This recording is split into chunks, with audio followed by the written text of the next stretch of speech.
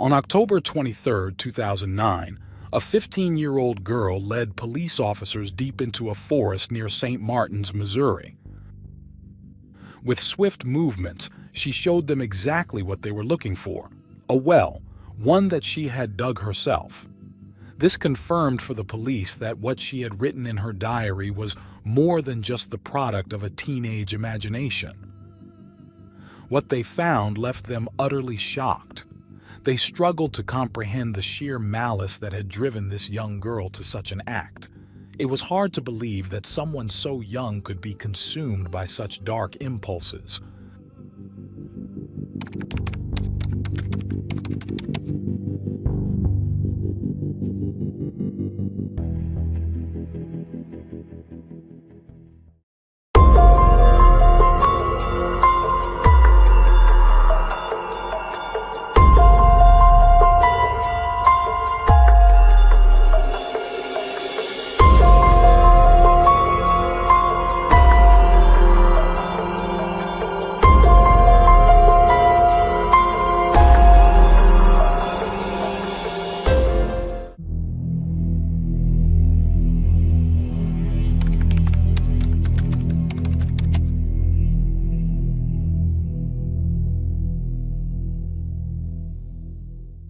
Alyssa Bustamante was born on January 28, 1994, in Cole, Missouri.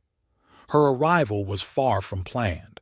Her parents, Caesar Bustamante and Michelle Brock, were teenagers struggling with addiction issues and were unprepared for the responsibilities of parenthood, as they could barely manage their own lives. When Alyssa was still very young, her mother faced arrests on two separate occasions, once for drug possession and another time for driving under the influence.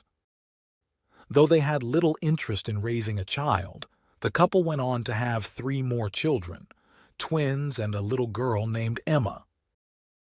Over time, Michelle's legal troubles continued, but it wasn't just the law that kept her away from her children. Eventually, she decided that she no longer wanted to be a mother and left, never to see Alyssa or her other children again. Caesar, now solely responsible for the children, also had a troubled path. In 2002, when Alyssa was 7, he was convicted of assault and sentenced to 10 years in prison. With both parents out of the picture, Alyssa and her siblings were placed under the custody of their maternal grandparents, Gary and Karen Brock. The children moved to St. Martin's, Missouri, where their lives took a drastic turn. Karen, a devoted Mormon, aimed to guide her grandchildren along a disciplined and structured path. She established strict rules for the household, including mandatory church attendance every Sunday. This approach worked relatively well for Emma and the twins, but Alyssa proved to be more resistant. As Alyssa entered her teenage years, her behavior worsened. By 13, she had become withdrawn, preferring to keep to herself and avoid others. Behind her tough exterior, however, Alyssa was deeply hurt, leading her to begin self-harming with razor blades on her arms. On September 3, 2007, her grandparents found her in the bathroom, bleeding. She had carved the word "hate" into her abdomen and taken an overdose of Tylenol. Karen and Gary rushed her to the nearest hospital. Once her physical condition was stabilized, they sought help from a psychiatrist. Alyssa was diagnosed with depression and bipolar disorder, and she was prescribed Prozac, but her mental health showed little improvement. With access to social media, Alyssa began to embrace and broadcast her rebellious personality. She shared posts with dark quotes, posed with deep red lipstick mimicking blood, and styled her eyes with exaggerated eyeliner, often showing her teeth in an attempt to intimidate followers. Her interest in dark themes wasn't just an act. She wanted the world to know what she was capable of, and she often involved her younger siblings in her expressions of rebellion. She created a YouTube account and her bio read, "I like cutting myself and killing people." Not long after, she uploaded a video titled "Electrocuted by Electric Fence" with a chilling description. Here's where it gets good. This is when my brothers get hurt. The video showed Alyssa coaxing her 9-year-old twin brothers into holding onto an electric fence meant for livestock. As the boys writhed in pain, Alyssa could be heard laughing in the background. Outside her home, Alyssa's behavior was no less troubling. She had conflicts with classmates and teachers, and she continued to harm herself, sometimes with cigarettes and other times by carving scars into her skin, a count that reportedly reached over 300. By age 15, her disturbing personality had reached its peak. During a party, she told a friend that she was curious about what it would feel like to take a life. Her friend dismissed it, assuming it was just an attention-seeking comment. Just days after her last psychiatrist visit, Alyssa's medication dosage was increased, but it wasn't enough to keep her inner turmoil at bay. On her Twitter account, Alyssa shared haunting thoughts about addiction and nightmares, once posting, "All I want in life is a reason for all this pain." She was reaching out for help, and perhaps if she had received it, the tragedy that unfolded might have been prevented. On Wednesday, October 21st, 2009, around 5 p.m., Emma, Alyssa's 6-year-old sister, knocked on the door of her friend Elizabeth Olten's house, inviting her over to play. Elizabeth, who was 9 years old, hesitated. Her mother, Patricia "Patty" Price, was preparing dinner, and her brothers, Anthony and Stephen Olten, were practicing songs for a school event. Despite the timing, Emma's eagerness convinced Elizabeth to ask her mom if she could go out for a little while. Patty agreed, under 2 conditions.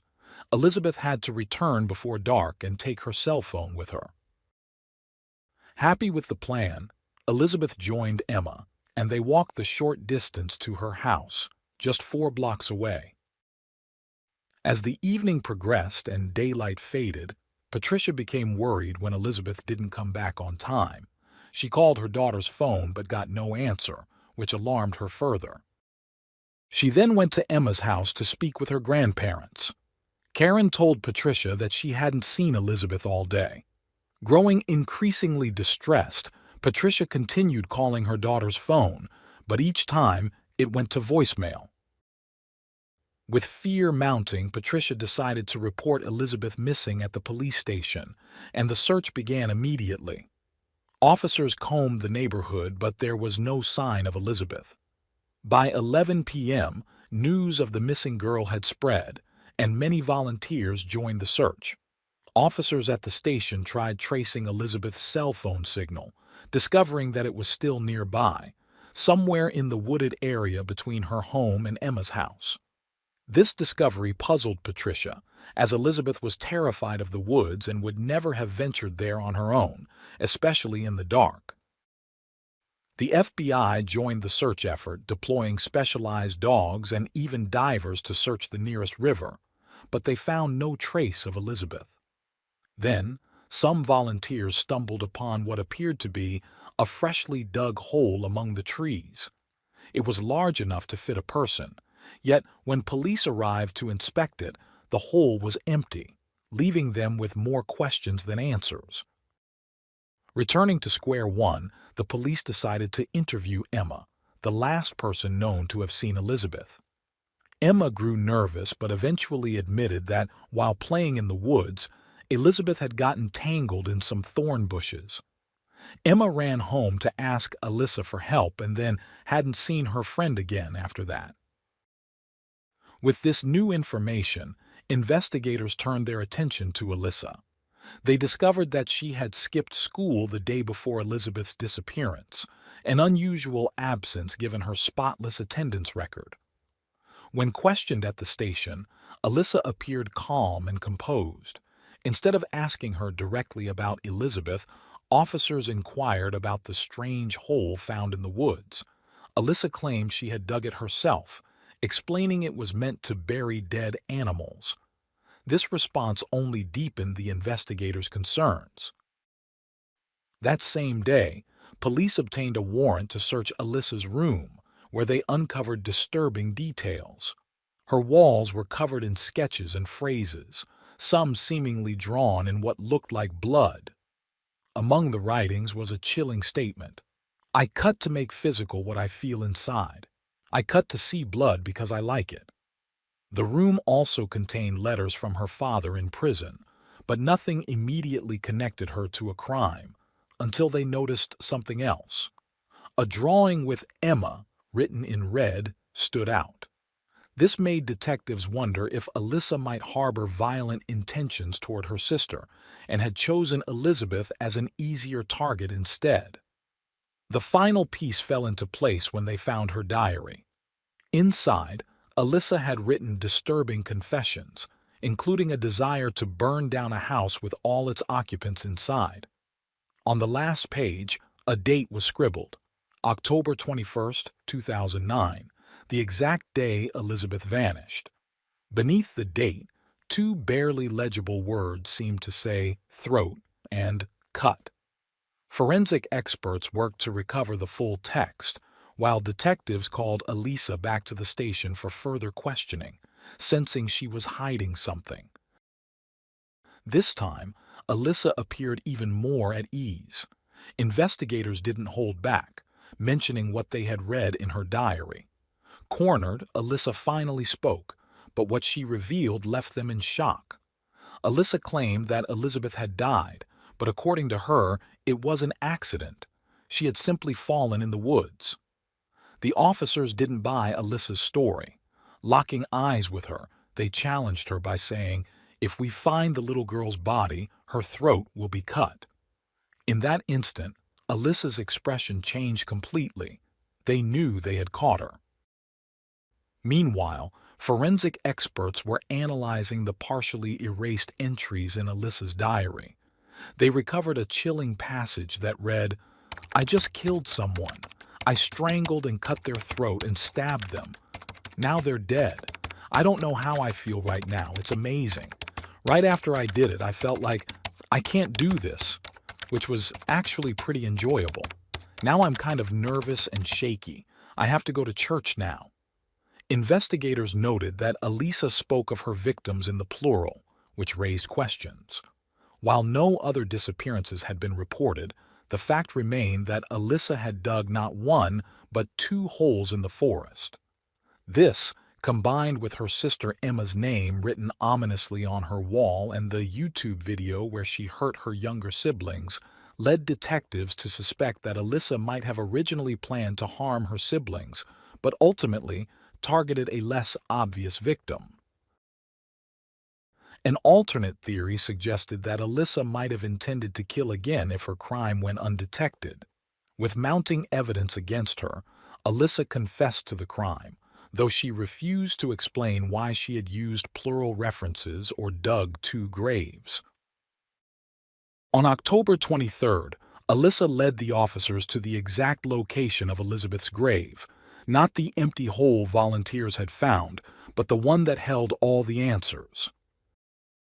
Deep in the woods, officers discovered Elizabeth's lifeless body. Alyssa had concealed her so well that none of the searchers had noticed the grave. She was immediately arrested and charged with first-degree murder, meaning the crime was premeditated.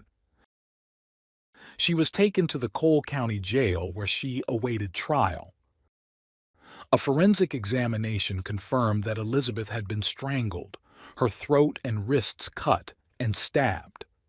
With these findings, authorities reconstructed the harrowing events. On Friday, October 16, 2009, Alyssa, who had no school that day, used her free time to put a sinister plan into action, digging a grave in the woods. 5 days later, when Emma invited Elizabeth over, Alyssa decided it was time to execute her plan. After playing in the yard, Alyssa called Emma and Elizabeth into the woods, under the pretense of showing them something. Once there, Alyssa convinced her sister to leave her alone with Elizabeth. She and Elizabeth walked deeper into the woods until they reached the two holes Alyssa had dug days earlier. As Elizabeth walked ahead, unaware of the danger, Alyssa struck her brutally on the head. Though stunned, Elizabeth remained conscious. Alyssa then pinned her down, strangling her until she passed out. To make sure her victim would not survive, she pulled a knife from her back pocket and stabbed Elizabeth 8 times in the chest, later cutting her wrists and throat. She then dragged Elizabeth's body into one of the graves, covering it with rocks and branches. 45 minutes later, Alyssa returned home, acting as if nothing had happened. As the case gained media attention, the police withheld details, including Alyssa's name and age, to keep the case untainted for trial. Additionally, there was serious consideration of trying Alyssa as an adult due to the crime's severity. Missouri, one of the 22 states with a dual jurisdiction system for minors, allows suspects to be detained until age 21, after which a court reassesses whether they have been rehabilitated or must complete their sentence. Prosecutors were determined that Alyssa, seen as a threat to society, should face full accountability. Elizabeth's family held a princess-themed funeral on October 28, 2009. The casket arrived at the cemetery in a horse-drawn carriage, greeted by friends and family dressed in pink, Elizabeth's favorite color. Those who knew her described her as a sweet, kind child who loved cats and was a bit shy yet friendly. On November 17, 2009, a judge ruled that Alyssa would be tried as an adult, and her photo was released by news outlets. Her defense attorney expressed that this decision placed Alyssa in grave danger, as she now faced the maximum penalty, which he considered excessive given her age. Additionally, he worried that Alyssa might not survive her time in the Cole County Jail. At her next court appearance on December 8, 2009, reporters gathered outside, eager for a photograph of the young defendant. But to everyone's surprise, despite her confession and the evidence against her, Alyssa pleaded not guilty. While awaiting her next hearing, Alyssa attempted self-harm by scratching herself with her nails and showed severe anxiety and depression. Concerned for her well-being, prison doctors placed her under close watch to prevent any further attempts at self-harm. Witnessing her mental state, her attorney filed a motion for a psychiatric evaluation and requested that she be transferred to a mental health facility. The judge agreed, and Alyssa was moved from jail to the Children's Psychiatric Hospital, then later to Fulton State Hospital for further assessment. Due to the accused's mental health issues, the trial was postponed until May 16, 2011. However, Alyssa's attorney filed a motion to move the date forward, arguing that she was facing severe public judgment. According to her lawyer, Alyssa had already been condemned by the public, and speeding up the process was essential for her mental health. The trial was set for January 30, 2012, but before that date, Alyssa expressed a desire to confess. On January 10th of that year, she pleaded guilty to second-degree murder and armed criminal action. This choice was partly strategic, as a second-degree murder conviction could mean life with the possibility of parole, or a sentence ranging from 10 to 30 years. She hoped to avoid a death sentence. Some speculated that this was part of a legal strategy, but her new lawyer insisted she simply wanted to take responsibility for her actions. That same day, the Cole County Circuit Judge asked Alyssa to recount, in her own words, what happened on October 21, 2009. Without emotion, Alyssa admitted to strangling and stabbing Elizabeth. When prosecutors asked if she had also used a knife to cut Elizabeth's throat, Alyssa confirmed she had. Her grandmother, overcome with grief, left the courtroom, heartbroken by her granddaughter's confession. Alyssa's lawyers then brought up her mental state at the time of the crime, mentioning that she had attempted suicide 2 years prior and had been prescribed a higher dose of antidepressants just 2 weeks before the murder. They highlighted her traumatic family history, noting her mother's abandonment and her father's incarceration. Psychologists who examined her testified that she was severely emotionally disturbed, suffering from major depression and symptoms of borderline personality disorder. Alyssa's legal team hoped these details might reduce her sentence or lead to psychiatric treatment rather than prison, but their efforts were unsuccessful. The prosecutor demanded a life sentence plus an additional 71 years for the life Elizabeth lost, citing Alyssa's premeditation and the 2 graves she had dug as proof. Ultimately, Alyssa was convicted of second-degree murder and armed criminal action. On February 8, 2012, Alyssa returned to court and, for the first time, addressed Elizabeth's family directly. "I know words will never be enough. They can't describe how terrible I feel about all this. If I could trade my life to bring hers back, I would. I'm so sorry." However, her words did little to sway Elizabeth's family. Patricia, Elizabeth's mother, called Alyssa a diabolical monster, while Elizabeth's grandmother shouted from her wheelchair, "Alyssa should be released from jail the same day Elizabeth comes out of her grave."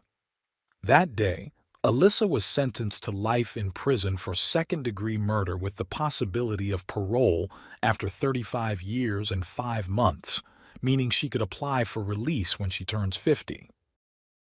In 2014, Alyssa attempted to appeal her sentence, pointing out that the U.S. Supreme Court had recently ruled against mandatory life sentences without parole for minors. She claimed she would not have pleaded guilty had she known this. However, in a later hearing, she admitted she was aware of her other options when she took the plea. The Missouri State Court of Appeals denied her request in March 2014, but her legal battles weren't over. In October 2015, Patricia filed a lawsuit against Alyssa for the wrongful death of her daughter, seeking more than $5 million in damages. The trial was set for August 7, 2017, but in March of that year, Alyssa signed a settlement agreement. On June 25, Patricia accepted the settlement and dismissed the charges, adding a condition that Alyssa must notify her whenever she receives money for publicizing details about Elizabeth's case. In the years following her conviction, Alyssa gained an unsettling cult following. She received letters almost daily from fans who saw her as a rebellious icon, some even claiming that violence was a solution to their own struggles. On social media, many of these troubled young fans called for her release, declaring their admiration and support, seemingly ignoring the pain endured by Elizabeth's family. Currently, Alyssa remains in prison. She still hopes to secure parole before turning 50, arguing that she should not have been tried as an adult and that her personal history should have been considered more heavily. Despite this, she shows little remorse for her actions, and prison staff consider her a high-risk inmate who refuses psychiatric treatment, insisting she is a normal person.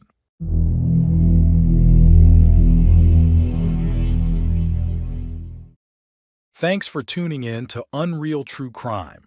If you're intrigued by mysteries from around the world, check out our new channel, Latin Crimes, where we dive into the gripping true crime stories of Latin America. Don't miss out. Subscribe now for more thrilling investigations.